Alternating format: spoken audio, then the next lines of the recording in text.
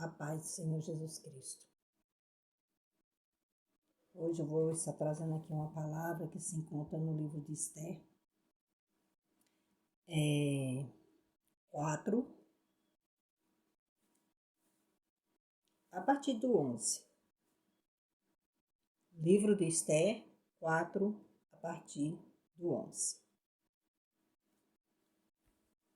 Mardoqueu pede a Esther que interceda pelos judeus. Todos os que serviam ao rei e o povo das províncias do rei bem sabe que só há uma sentença para qualquer homem ou mulher que for à presença do rei no pátio interior sem ser chamado: a morte, a menos que o rei lhe estenda o cetro de ouro e lhe poupe a vida. Mas já faz 30 dias que não sou chamada para entrar na presença do rei. Quando relataram as palavras de Esther a Mardoqueu, este mandou que respondessem a Esther: não imagine que por acaso no palácio do rei será a única a escapar entre os judeus, pois se te calares agora, socorro e livramento surgirão de outra parte para os judeus, mas tu e a tua família sereis eliminados. Quem não sabe se não foi para este momento que foste produzida a realeza? E Esther mandou a seguinte resposta a Mardoqueu: vai e reúne todos os judeus que estão em Susa e jejuai por mim, não comais nem bebais por 3 dias, nem de noite nem de dia. Eu e as minhas criadas também jejuaremos como vós.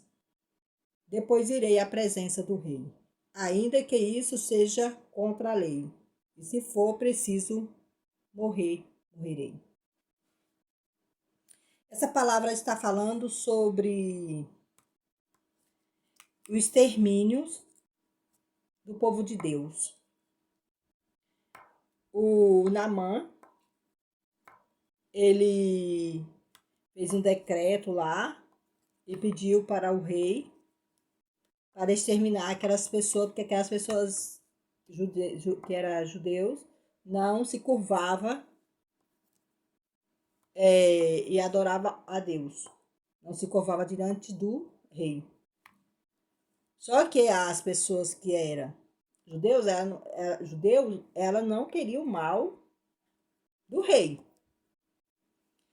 Porque nós que servimos ao Senhor, nós não queremos o mal das pessoas, mas só que nós não podemos se curvar diante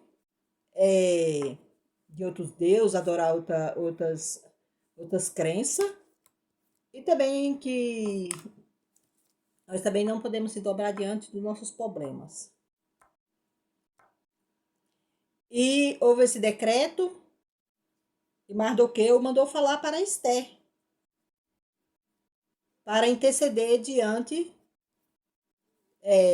e ao rei interceder pelos judeus, e falou ainda para ela que se por acaso ela estava achando que por ela estar dentro do palácio, ela escaparia. E que se esse não seria o propósito de Deus ter colocado uma órfã pobre, que não era da realeza, lá dentro do palácio e o rei escolher.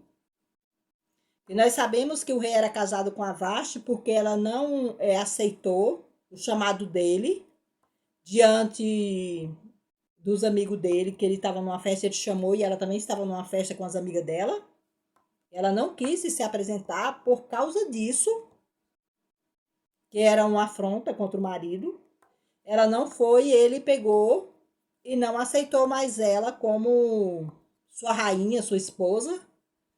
porque as mulheres poderiam se rebelar, todas as mulheres daquela província poderiam se rebelar contra seus maridos, e quando os maridos fizessem alguma coisa, as mulheres não fazer, como hoje, né? Como hoje, até as mulheres que se dizem crente são muito rebeldes, não respeita às vezes o marido. É lógico que você não pode fazer o que seu marido quer que você faça para você pecar contra Deus. Mas tem muitas coisinhas que acontecem dentro de um casamento que as mulheres, elas se rebelam, elas não aceitam o que o marido quer por causa de preguiça, por causa de rebeldia. Mas nós sabemos que nós não podemos ser rebelde contra os nossos esposos, porque Deus não aceita.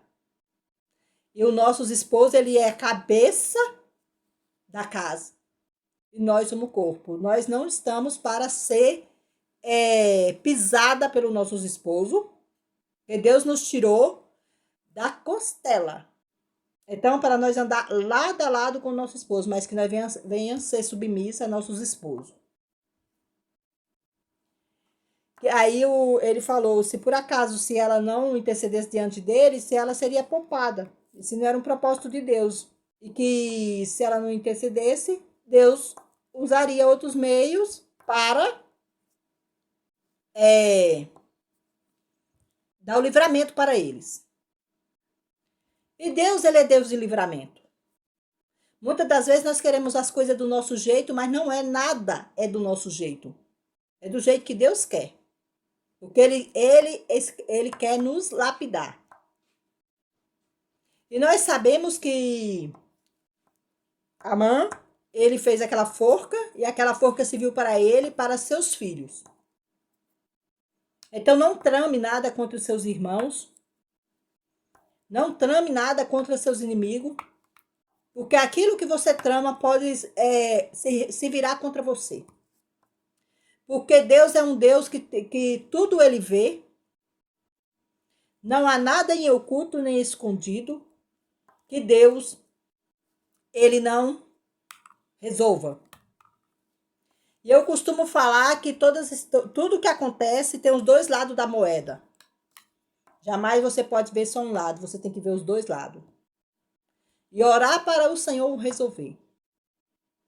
A vingança não é nossa, a vingança pertence a Deus.